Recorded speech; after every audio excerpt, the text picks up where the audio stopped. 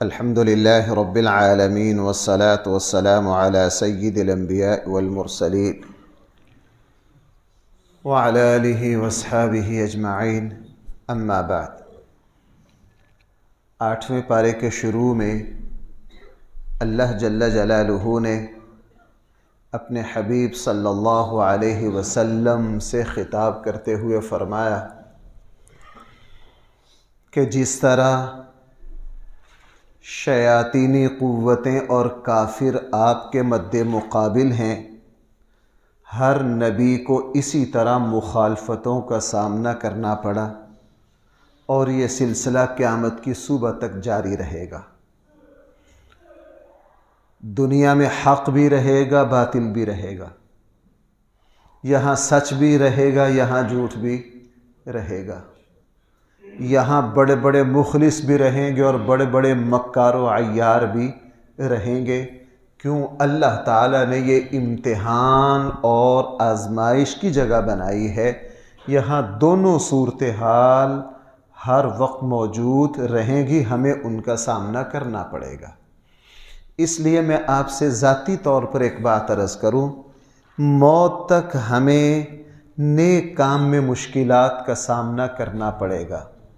فجر کی نماز ہم جس طرح اپنے آپ کو اٹھا کر لاتے ہیں، بعض دفعہ طبیعت کمزور ہوتی ہے، ہمت کرنی پڑتی ہے، موت تک یہ سلسلہ ایسے ہی رہنا ہے۔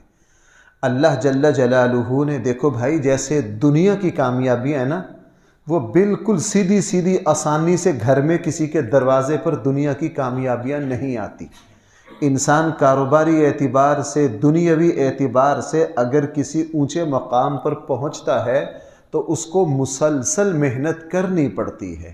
یہی معاملہ دین کا ہے، ہمیں دین کے اعتبار سے ہر وقت محنت کرنی پڑے گی۔ ایسا نہیں کہ اب نماز پڑھتے ہوئے 50 سال ہو گئے تو اب نماز آسان ہو جائے گی، نہیں، اب بھی ایسا ہوگا کہ کسی دن طبیعت کمزور ہے، کسی دن جی نہیں چاہ رہا، کسی دن سستی ہے، کسی دن تھوڑی سی طبیعت ناساز ہے، تو ہمیں اسی مقابلہ کے ساتھ اپنے آخر تک جانا ہے، اور اللہ نے اسی میں ہمارے لیے سارا اجر و ثواب اللہ تعالیٰ نے رکھا ہوا ہے۔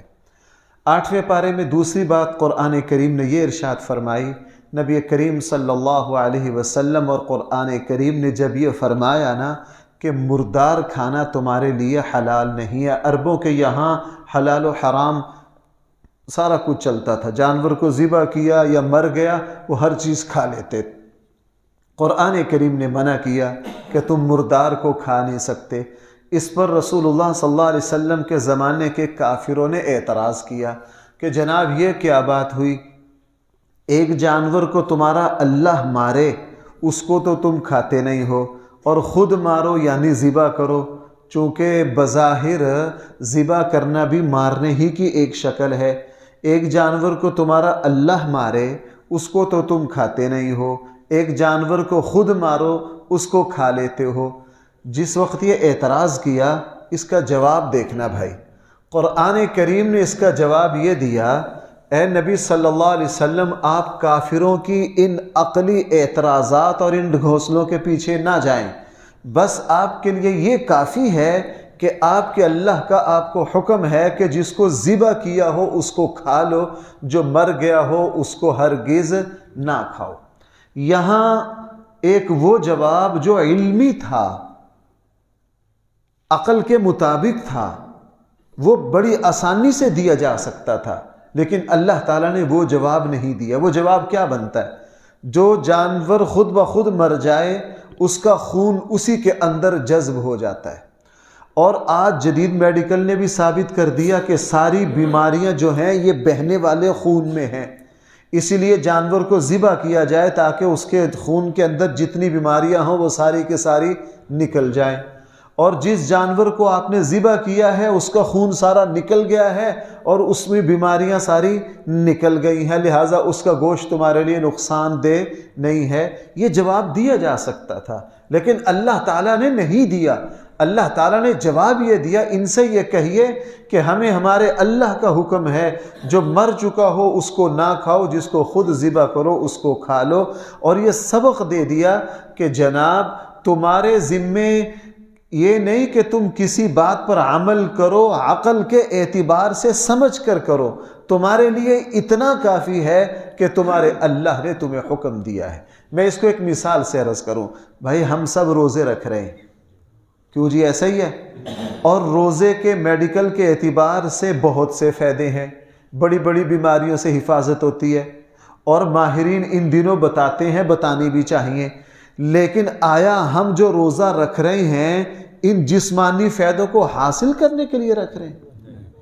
نہیں، وہ نمبر 2 کے فائدے۔ ہم جب نماز پڑھتے ہیں تو نماز سے جسمانی ورزش ہوتی ہے، جسم کو فائدہ ہوتا ہے، اور آج کل جدید میڈیکل اس کو ثابت کر رہی ہے کہ نماز پڑھنے میں جسمانی طور پر یہ فائدہ ہے، یہ فائدہ ہے، یہ فائدہ ہے۔ لیکن کیا ہم نماز جسمانی فوائد کے لیے پڑھ رہے ہیں؟ سوال ہی پیدا نہیں ہوتا۔ یہ تو نمبر 8، 10، 12، 13، 14ویں درجے کے فائدے ہیں جو خود بخود مل رہے ہیں۔ ہمارا نماز اور روزے سے اصل مقصد اپنے اللہ کو راضی کرنا ہے، اپنے اللہ کی بندگی کو بجا لانا ہے۔ اس لیے قرآن کریم نے یہاں سیدھا سیدھا جواب نہیں دیا، چونکہ اس جواب سے مزاج بگڑ سکتا تھا مومن کا۔ اس لیے مجھے اور آپ کو حکم یہ ہے کہ ہم نے اللہ اور اس کے رسول کی اطاعت کرنی ہے، سمجھ آ جائے پھر بھی کرنی ہے، سمجھ نہ آئے پھر بھی کرنی ہے۔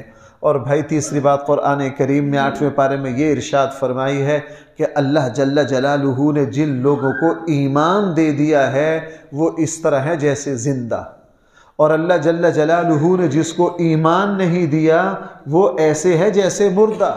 بھائیو، صرف یہ ظاہری زندگی ہی زندگی نہیں ہے، روحانی زندگی اصل میں زندگی ہے۔ روحانی زندگی اصل میں کیا ہے؟ میں اس کو ایک مثال سے عرض کروں۔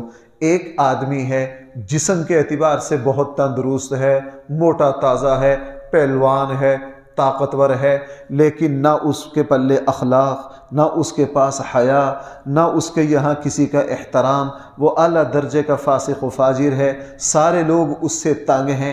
اب یہ جسم کے اعتبار سے تندرست ہے لیکن روحانی اعتبار سے بیمار ہے۔ اس کے مقابلے میں ایک مسلمان وہ ہے جو بیچارہ اپنی ٹانگ سے معذور ہے، ویسے بھی بیمار رہتا ہے، لیکن بہت متقی پرہیزگار ہے، با اخلاق ہے، با حیا ہے، پورا محلہ کہتا ہے ہمارے محلے کا سب سے اچھا اور شریف انسان ہے۔ بھائیو ذرا اب بتاؤ، پہلا شخص جسم کے اعتبار سے تندرست ہے لیکن ہم اسے کامل انسان ماننے کے لیے تیار ہیں؟ دوسرا شخص اگرچہ جسم کے اعتبار سے کمزور ہے لیکن ہم کیا کہتے ہیں؟ ہمارے محلے کا سب سے اعلیٰ انسان یہ ہے۔ اس سے پتہ چلا کہ ساری زندگی جسمانی زندگی نہیں ہے۔ رسول اللہ صلی اللہ علیہ وسلم نے فرمایا ایک زمانہ آئے گا لوگ اپنے وجود اور جسم پر بہت محنت کریں گے۔ آج دیکھ لیجئے اپنے اپنے وجود کو بنانے کی، خوب سے خوبصورت جسم کی فٹنگ پر شاید جتنی کوشش انسان آج کر رہا ہے انسانی تاریخ میں اس سے پہلے نہیں ہوئی۔ لیکن آپ دیکھ لیجئے جیسے جیسے جسم خوبصورت ہو رہے ہیں، اخلاق کا کوئی نام و نشان نہیں، حیا کا کوئی لینا دینا نہیں، شرافت کا کہیں گزر نہیں۔ قرآن کریم نے 8ویں پارے میں بتایا لوگوں یہ صرف نظر آنے والی زندگی یہی اصل زندگی نہیں ہے۔ اصل زندگی وہ ہے جو کردار کی ہو، جو اخلاق کی ہو، جو ایمان کی ہو، جو شرافت کی ہو، جو حیا کی ہو، جو دیانت کی ہو۔ اور بھائی 8ویں پارے میں قرآن کریم نے ایک یہ بات ارشاد فرمائی ہے کہ اللہ جل جلالہ جس بندے کو سیدھی راہ دکھانا چاہتے ہیں اس کا سینہ کھول دیتے ہیں۔ کیا کر دیتے ہیں؟ اس کا شرح صدر فرما دیتے ہیں۔ اللہ تعالیٰ جس بندے کو خیر کی طرف لاتے ہیں، ہدایت کی طرف لاتے ہیں، نیکی کی طرف لاتے ہیں، اللہ تعالیٰ اس کے سینہ کو کھول دیتے ہیں۔ جس وقت یہ آیت اتری حضرت عبداللہ ابن مسعود فرماتے ہیں صحابہ اکرام نے رسول اللہ صلی اللہ علیہ وسلم سے سوال کیا اللہ کے حبیب یہ سینہ کھلنے شرح صدر کی کیا علامت ہے؟ ہمیں کیسے پتہ چلے گا کہ اللہ نے میرا سینہ اپنے دین کے لیے کھول دیا؟ رسول اللہ صلی اللہ علیہ وسلم نے فرمایا اگر تم یہ دیکھو کہ تمہارا میلان آخرت کی طرف ہو رہا ہے، آخرت کے گھر کی طرف ہو رہا ہے، اور تم اس دنیا کے عارضی ہونے کو، اس کے فنا ہونے کو اور اس دنیا کے سیٹ اپ کے وقتی ہونے پر تمہارا ایمان بڑھ رہا ہے، اور تم دن رات وہی کام کرنے کو ترجیح دے رہے ہو جو مرنے کے بعد تمہارے کام آئیں، اگر تم یہ دیکھو کہ تم اس ڈگر پر چل رہے ہو تو سمجھ لو اللہ نے تمہارا سینہ کھول دیا ہے، اللہ نے تمہارا سینہ کھول دیا ہے۔ اور بھائی قرآن کریم نے 8ویں پارے میں پھر اپنی نعمتوں کا ذکر کیا۔ ہم نے تمہارے لیے طرح طرح کے پھل پیدا کیے، سبزیاں پیدا کی، ہم نے تمہارے لیے طرح طرح کے جانور پیدا کیے جن پر تم سواری بھی کرتے ہو، جن کو ذبح کر کے گوشت بھی کھاتے ہو۔ اور پھر قرآن کریم نے ارشاد فرمایا تم ان کا حق بھی ادا کرو، یعنی اللہ تعالیٰ اگر تمہیں باغات کی شکل میں، سبزیوں کی شکل میں، پھلوں کی شکل میں انعامات دے تو تم اس کا حق ادا کرو۔ حدیث میں ہے اس کا حق یہ ہے کہ اپنی فصل میں سے عشر دو اپنی فصل میں سے کیا دو؟ عشر دو۔ اب بھائیو اس وقت ہمارے پورے پنجاب کیا بلکہ پورے ملک میں گندم کو شدید خطرہ ہے بارشوں کی وجہ سے۔ اللہ تعالیٰ کی طرف سے آزمائش بھی ہو سکتی ہے، لیکن اس کا ظاہری سبب یہ بھی ہے کہ ہم عشر نہیں دیتے۔ اگرچہ یہ شہری ماحول ہے، اس کا تعلق تو دیہاتیوں سے ہے، لیکن بھائی جس طرح اپنے مال میں سے زکوٰۃ دینی ہے اسی طرح اپنی کھیتی میں سے عشر بھی دینا ہے۔ قرآن کریم نے 8ویں پارے میں پھر یہودیوں کا ذکر کیا۔ یہودی طرح طرح کی خباثتیں کرتے تھے جس کی وجہ سے اللہ جل جلالہ کی طرف سے ان پر پھر تنگیاں آتی اور اللہ تعالیٰ کی طرف سے پھر سختیاں ہوتی، حلال چیزیں اللہ تعالیٰ ان پر حرام قرار دیتے۔ اور بھائی 8ویں پارے میں قرآن کریم نے پھر وہ 10 احکام دیے۔ حضرت عبداللہ ابن مسعود فرمایا کرتے تھے کہ یہ جو قرآن کی 2-3 آیتیں ہیں یہ پہلی ساری آسمانی کتابوں کا خلاصہ ہیں۔ یہ پہلی ساری آسمانی کتابوں کا کیا ہے؟ ان میں اللہ تعالیٰ نے کیا حکم دیا؟ تم اللہ کے ساتھ کسی کو شریک نہ کرو، ماں باپ کے حق کو ادا کرو، ناپ تول میں کمی نہ کرو، دوسروں کے حق کو اچھی طرح ادا کرو، کسی انسان کو ناحق قتل نہ کرو، اپنے آپ کو بے حیائی سے بچاؤ، اگر کسی سے کوئی معاہدہ کر لو اس معاہدے کو پورا کرو اور سیدھی راہ پر چلنے کی کوشش کرو۔ 8ویں پارے میں قرآن کریم نے ایک یہ بات ارشاد فرمائی ہے کہ اللہ جل جلالہ اس وقت تک تمہاری توبہ کو قبول کر لیں گے جب تک موت کے آثار نہ شروع ہو جائیں، یہ قیامت کی بڑی بڑی نشانیاں نہ آ جائیں۔ قیامت کی 10 بڑی نشانیاں ہیں۔ بھائی قیامت کی بڑی نشانیاں کتنی ہیں؟ چھوٹی نشانیاں تو کو 70-80 کے قریب ہیں، اور چھوٹی قیامت کی نشانیاں تقریباً ساری ہی پوری ہیں، اکی دکی شاید بچ رہی ہو۔ قیامت کی چھوٹی نشانیاں ساری پوری ہیں جو 70-80 کے قریب ہیں۔ ہاں قیامت کی بڑی نشانیاں 10 ہیں۔ فرمایا جب تک ان میں سے کوئی ایک ظاہر نہ ہو جائے اس وقت تک اللہ جل جلالہ تمہاری توبہ قبول کر لیں گے۔ اور قرآن کریم نے دوبارہ وہ بات یہ قرآن کریم نے کئی جگہ فرمائی لیکن وضاحت کے ساتھ 8ویں پارے میں فرمائی۔ اور بھائی وہ اللہ تعالیٰ کی قرآن کی جو 8-10 سب سے بڑی رحمت کی آیات ہیں ان میں سے ہیں۔ قرآن کریم نے کیا ارشاد فرمایا 8ویں پارے میں کہ تم میں سے جو شخص کوئی ایک نیک عمل کرے گا ہم ایک نیک عمل کے بدلے اس کو 10 نیکیاں عطا کریں گے۔ کتنی عطا کریں گے؟ 10۔ یہ تو قرآن نے فرمایا من جاء بالحسنۃ فلہ عشر امثالھا۔ اے میرے اللہ ہم تو اتنے پر ہی راضی ہیں کہ نماز پڑھی ہے ایک، دیکھو یار اللہ کی رحمت، نماز پڑھی ہے ایک لیکن اجر کتنا مل رہا ہے؟ 10 نمازوں کا۔ رسول اللہ صلی اللہ علیہ وسلم جو اللہ کے سب سے بڑے ترجمان تھے، رسول اللہ صلی اللہ علیہ وسلم نے اس رحمت کے دروازے کو اور کھول دیا بلکہ پورا پھاٹک ہی کھول دیا۔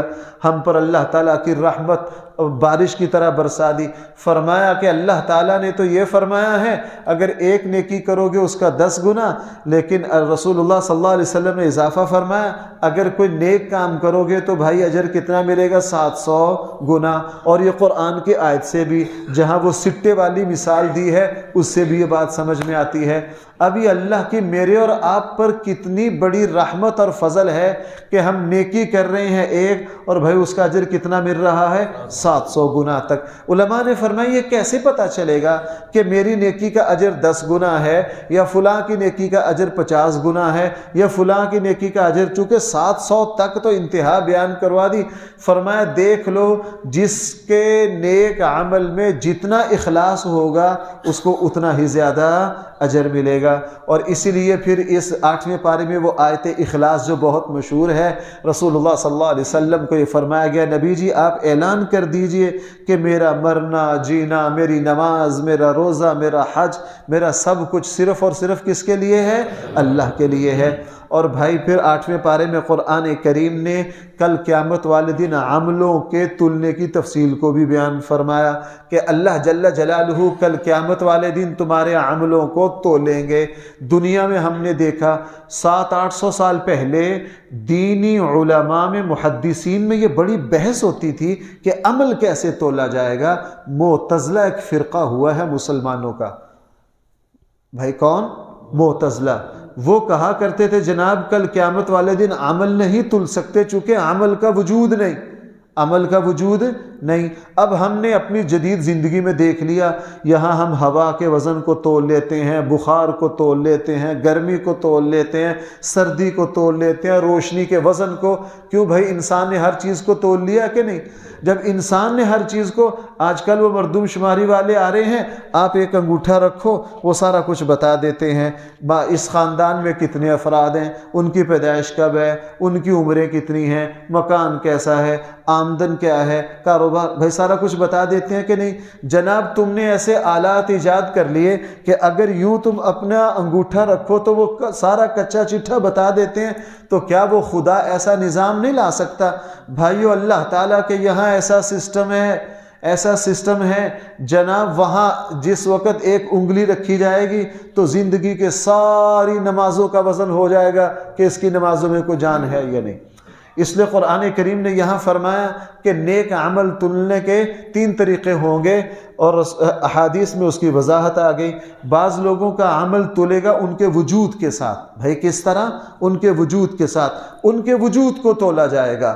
رسول اللہ صلی اللہ علیہ وسلم نے حضرت عبداللہ ابن مسعود کے بارے میں فرمایا تھا کہ کل قیامت والے دن جب ابن مسعود کو تولا جائے گا یہ احد پہاڑ سے زیادہ وزنی ہوں گے، یہ احد پہاڑ سے زیادہ وزنی ہوں گے۔ اور عبداللہ ابن ابی کے بارے میں سورہ منافقون میں قرآن نے یہ فرمایا، عبداللہ ابن مسعود مختصر قد کاٹ کے تھے، چھوٹے سے تھے، 4 فٹ کا ان کا قد تھا۔ فرمایا کہ یہ کیا ہے؟ احد پہاڑ سے زیادہ بھاری ہیں۔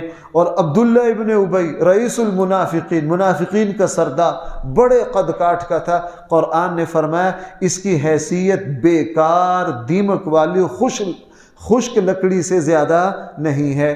تو کل قیامت والے دن نیک عمل یا تو تلے گا ہمارے جسم کے وزن کے ساتھ، نمبر 2، اور اللہ تعالی ہمارے عملوں کو اس طرح بھی تولیں گے کہ فرشتوں نے جن رجسٹروں پر ہمارا اندراج کیا ہوا ہے اس پوری فائل کو رکھا جائے گا۔ جس کی گناہوں والی فائل وزنی ہو گئی وہ گیا، اور جس کی نیکیوں والی فائل وزنی ہو گئی وہ بھائی کہاں پہنچ جائے گا؟ جنت میں پہنچ جائے گا۔ تیسری شکل یہ ہوگی اللہ جل جلالہ عملوں کو وجود دے دیں گے، وہاں ہماری نماز ہمیں نظر آئے گی، ہمارا قرآن ہمیں نظر آئے گا۔ آپ نے وہ مشہور حدیث سنی ہوگی، میدان محشر میں موت کو کس شکل میں لایا جائے گا؟ لایا جائے گا کہ نہیں؟ حالانکہ موت کا وجود نہیں، لیکن اللہ تعالیٰ وہاں موت کو کیا دے دیں گے؟ وجود دے دیں گے۔ وہاں روزے کو وجود دے دیں گے، قرآن کی تلاوت کو وجود دے دیں گے، وہاں میں اپنے حج کو دیکھوں گا، میں اپنی ہر نیکی کو ہم دیکھیں گے۔ یہ 3 شکلیں ہوں گی۔ اور بھائی 8ویں پارے میں قرآن کریم نے پھر حضرت آدم اور شیطان کے واقعہ کا ذکر کیا۔ اس میں قرآن نے ایک بڑی اہم بات ارشاد فرمائی۔ شیطان نے اللہ تعالیٰ سے یہ کہا کہ میں ان کو آگے سے، پیچھے سے، اوپر سے، ہر طرف سے ان کو کیا کروں گا؟ گمراہ کروں گا۔ ان کو کیا کروں گا؟ گمراہ کروں گا۔ اب اللہ تعالیٰ نے شیطان کو یہ اختیار بھی دے دیا۔ بھائی شیطان ہمارے دل میں ہر طرح کے وسوسے ڈال سکتا ہے کہ نہیں؟ اور اوپر سے یہ ہمارا دشمن ہے، یہ عجیب دشمن ہے جو ہمیں نظر بھی نہیں آتا۔ بظاہر دین کو ایک طرف کر کے اگر عقلی طور پر سوچیں تو یہ شکوہ بنتا ہے اللہ تعالیٰ سے، اے میرے اللہ، میں سمجھانے کے لیے کہہ رہا ہوں، حقیقت میں کوئی شکوہ نہیں ہے، میں سمجھانے کے لیے عرض کر رہا ہوں، اے میرے اللہ، آپ نے ہماری دشمنی اس مخلوق، اس بدبخت سے ڈلوا دی جو نہ ہمیں نظر آتا، نہ ہم اس کو پکڑ سکتے، وہ ہمارے دل تک پہنچ سکتا ہے، ہم اس کے دل تک پہنچ نہیں سکتے۔ بھائی بظاہر یہ مقابلہ جوڑ کا ہے یا بے جوڑ ہے؟ بے جوڑ ہے، کوئی مقابلہ نہیں۔ اللہ جل جلالہ وہ ہمارے خالق و مالک ہیں، وہ رحمان و رحیم ہیں۔ اللہ تعالیٰ کو بھی پتہ ہے کہ یہاں مقابلہ جوڑ کا نہیں ہے۔ ایک طرف وہ ہیں جو نظر آتے ہیں، دوسری طرف وہ خبیث ہے جو نظر نہیں آتا، ایک طرف وہ ہیں جن کو نظر ہی نہیں آتا، اور دوسری طرف وہ ہے جو خون کے اندر شامل ہو جاتا ہے، دل تک پہنچ جاتا ہے۔ تو اللہ جل جلالہ نے برابری کے لیے کہا اے میرے بندو تم اس سے پریشان نہ ہو، یہ اگر تمہیں طرح طرح سے گمراہ کر سکتا ہے تو میں تمہیں کچھ کلمات سکھا رہا ہوں، وہی کلمات جو حضرت آدم کو سکھائے تھے۔ پہلے پارے میں کیا فرمایا؟ جس وقت حضرت آدم سے غلطی ہو گئی، فَتَلَقَّى آدَمُ مِن رَبِّهِ كَلِمَاتٍ فَتَابَ عَلَيْهِ، ہم نے آدم کو کچھ کلمات سکھائے۔ اللہ جل جلالہ نے فرمایا یہ جتنا بھی طاقتور ہو، یہ تمہیں نظر آئے نہ آئے، تمہارے خون میں شامل ہو جائے، تمہارے دل تک پہنچ جائے، جب بھی تمہیں اس کے حملے کا خطرہ ہو اور یہ تم سے غلطی کروا دے، بس تم نے یہ کہہ دینا ہے ربنا ظلمنا انفسنا وان لم تغفر لنا وترحمنا لنكونن من الخاسرین۔ یہ تمہیں پٹری سے اتارنے پر 10 سال لگائے گا، دن رات ایک کرے گا، تمہارے خون میں شامل ہوگا، تمہارے دل میں خیالات پیدا کرے گا، تمہیں سبز باغ دکھائے گا، تمہیں گمراہ کرے گا۔ یہ محنت کرے گا کتنا عرصہ؟ 10 سال۔ 10 سال کے بعد تمہیں لگے نا کہ میں اب غلطی کر گیا ہوں، بس تم نے دل سے ایک مرتبہ کیا کہنا؟ ربنا، تو میں اس کی ساری 10 سال کی ساری محنت پر پانی پھیر دوں گا۔ اللہ جل جلالہ نے فرمایا، اس لیے بھائیو فَتَلَقَّى آدَمُ مِن رَبِّهِ، اور میں چونکہ مجھے خلاصہ پورا کرنا ہوتا ہے اس لیے میں زیادہ گہرائی میں نہیں جاتا، پھر ایک بات پہ مکمل ہو جاتی ہے۔ دیکھو یہاں اللہ جل جلالہ نے کیا فرمایا؟ حضرت آدم سے غلطی ہو گئی، فَتَلَقَّى آدَمُ مِن رَبِّهِ كَلِمَاتٍ، آدم نے کچھ کلمات سیکھے، کس سے؟ اپنے رب سے۔ وہ کون سے کلمات تھے؟ ربنا ظلمنا انفسنا وان لم تغفر لنا۔ اب یہ توبہ کے افضل ترین کلمات ہیں، اور یہ کلمات کس نے سکھائے؟ یہ کیسے ہو سکتا ہے؟ دیکھو میں ایک مثال سے عرض کروں، ایک ادارے کا سربراہ ہے، آپ اس ادارے میں کسی کام کے لیے گئے، آپ نے درخواست دی، ادارے کے سربراہ نے کہا بھائی یہ درخواست تمہاری غلط ہے، یہ ناقابل منظور ہے۔ آپ نے پوچھا سر پھر ہم درخواست کس طرح لکھیں؟ اب جو ادارے کا سربراہ تھا اس نے کہا اس طرح درخواست لکھ کر لاؤ۔ کس نے کہا؟ اب ادارے کے سربراہ نے کہا اس طرح درخواست لکھ کر لاؤ، جو ادارے کے سربراہ کے حکم پر اس کے بتائے ہوئے الفاظ، اس کے بتائے ہوئے طریقے کے مطابق درخواست جب لکھ کر اس کے سامنے کر دی، اب یہ ادارے کا سربراہ اس درخواست کو ریجیکٹ کر سکتا ہے؟ کیوں؟ کس کے کلمات ہیں؟ اس کے اپنے بتائے ہوئے کلمات ہیں۔ اب اگر یہ کہیے درخواست غلط ہے تو ہر بندہ کہے گا سر یہ آپ ہی نے تو بتائے تھے، آپ ہی کے حکم کے مطابق ہے، الفاظ ہی آپ کے ہیں۔ اللہ جل جلالہ کیا کہہ رہے ہیں؟ فَتَلَقَّى آدَمُ مِن رَبِّهِ كَلِمَاتٍ، اے میرے بندو جب کلمات تم سے کوئی غلطی ہو جائے تو میں مجھ سے معافی مانگنے کے الفاظ خود سکھا رہا ہوں۔ اب یہ الفاظ کس کے ہیں؟ ربنا ظلمنا انفسنا، یہ ہے دھکے سے دوسرے کے منہ میں الفاظ ڈالنا۔ اللہ نے دھکے سے اپنی رحمت کی وجہ سے توبہ کے الفاظ میرے اور آپ کے منہ میں۔ اور بھائی یہ رمضان جو ہے یہ اللہ تعالیٰ سے معافی مانگنے کا بھی مہینہ ہے، ان کلمات کو پورے رمضان میں دہراتے رہیے۔ ربنا ظلمنا انفسنا وان لم تغفر لنا وترحمنا لنکونن من الخاسرین۔ 8ویں پارے میں بھائی قرآن کریم نے رسول اللہ صلی اللہ علیہ وسلم کے زمانے میں وہ لوگ جو بیت اللہ کا طواف کرتے تو ان کی وہ ایک عجیب حرکت کرتے، صرف حمص اور قریش یہ جو بڑے قبائل تھے ان کو اجازت تھی کہ یہ بیت اللہ کا طواف لباس پہن کر کریں، اس کے علاوہ جو درجہ دوم کے قبائل تھے وہ بیت اللہ کا جو طواف ہے وہ لباس پہن کر نہیں کر سکتے تھے کہ جی ہمارے جو کپڑے ہیں یہ ناپاک ہیں، ہم ان کے ساتھ اللہ کے پاکیزہ گھر کا طواف نہیں کر سکتے۔ ان کو حکم کیا تھا؟ وہ مکہ آئیں، کسی قریشی سے اس کا لباس مانگیں، کسی قریشی کا لباس پہن کر بیت اللہ کا طواف کریں۔ اگر کسی قریشی کی طرف سے لباس نہیں مل سکا تو بھائی وہ بیت اللہ کا طواف کس طرح کرتا؟ کرتا ننگا کرتا. اس میں بس اتنی کہ حیا ملحوظ رکھ لیتے کہ مرد جو ہیں اگر ان کو کسی مکہ کے بندے کا قریشی کا لباس نہ ملتا، مرد دن کو ننگے ہو کر طواف کر لیتے اور عورتیں رات کو ننگی ہو کر کیا کر لیتی؟ بیت اللہ کا. قرآن کریم نے ارشاد فرمایا نالائقو یہ کیا کام کیا؟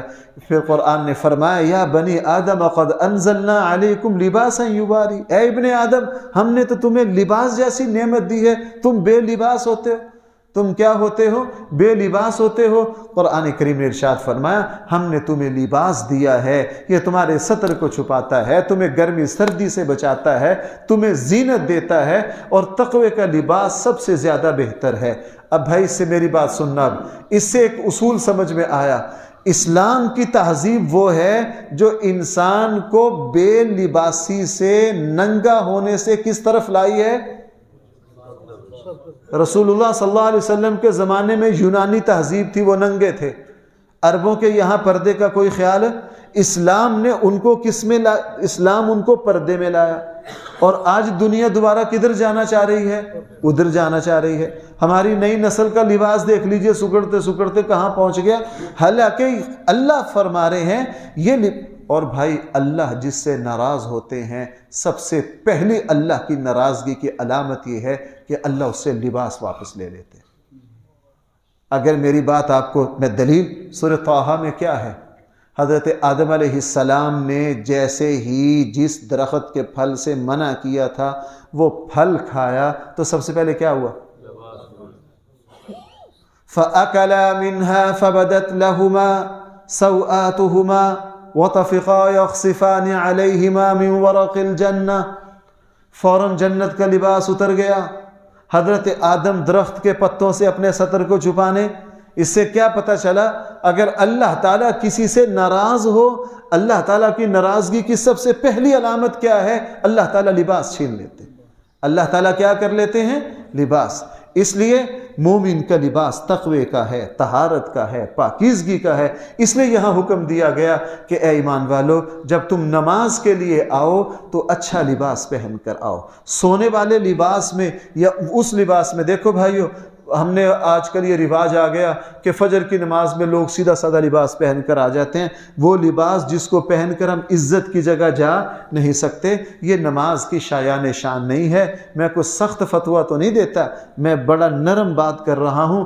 یہ نماز کے شایان شان، نماز میں وہ لباس ہو جو لباس پہن کر ہم ہر جگہ جا سکتے ہو. اور بھائی قرآن کریم نے 8ویں پارے میں جنت اور جہنمیوں کا اور آراف والوں کا ایک مکالمے کا ذکر کیا ہے. یہ مکالمہ یہاں کچھ اجمال کے ساتھ ہے، آگے سورہ صافات میں کچھ تفصیل کے ساتھ ہے. انشاءاللہ وہی میں اس مکالمے کو عرض کروں گا. اور قرآن کریم نے پھر 8ویں پارے کے آخر میں حضرت نوح، قوم عاد، قوم سمود اور قوم لوط، 4 قوموں کا تذکرہ کیا ہے. اور آخر میں قوم شعیب کا تذکرہ ہے.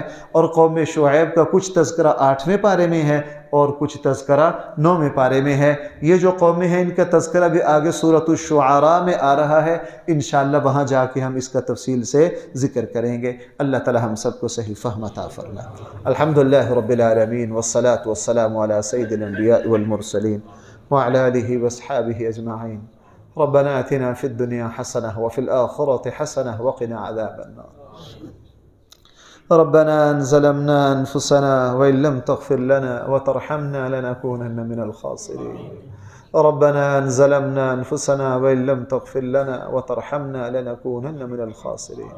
ربنا ظلمنا أنفسنا وإن لم تغفر لنا وترحمنا لنكونن من الخاسرين. صلى الله تعالى على خير خلقه سيدنا ومولانا محمد وآله وأصحابه أجمعين برحمته.